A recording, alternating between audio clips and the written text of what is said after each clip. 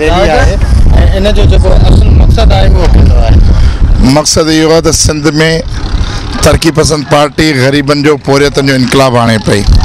सॼी सिंध जागी पई आहे। हारी मज़दूर मेहनत कश हर रोज़ो वाडो मोची लोहार पढ़ियल गढ़ियल नौजवान सब जागी पिया आहिनि। सिंध में इनकलाब जी फिज़ा आहे। वॾेरनि जागीरदारनि मीरनि पीरनि एमक्यूएमी कातिलनि जे मुक़ाबले में ही सिंध जे ग़रीबनि जा ॿार सुभाणे सिंध जा हाकिम थियणा आहिनि। इन ई नवीद इन ई इनकलाब जी नवीद में हिकु हिकु माण्हू जी दिलि जरके पई ख़ुशी सां टिमटार। जल्दी इहो वक़्तु ईंदो जॾहिं ही समूरा माण्हू असां सिंध ते पंहिंजे वतन ते टोपी पटके अजरक जो राज क़ाइमु कंदासीं। छा सम्झो त कुझु वेझड़ वारे दौर खां हिन दौर में जेको आहे सिंध परस्ती जा माण्हू आहिनि तमामु वॾी तब्दीली आहे। छो जो वॾेरनि हमेशह धोखा कया आहिनि।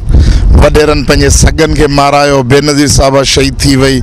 उनजे कातिलनि खे वॾेरा फाई न चाढ़े सघिया त हाणे माण्हुनि खे कहिड़ी उमेद आहे वॾेरनि सां। हाणे सिर्फ़ु सिंध जी ॻाल्हि थींदी, GSN जी ॻाल्हि थींदी ऐं डॉक्टर कादिर मक्सी ॻाल्हि थींदी।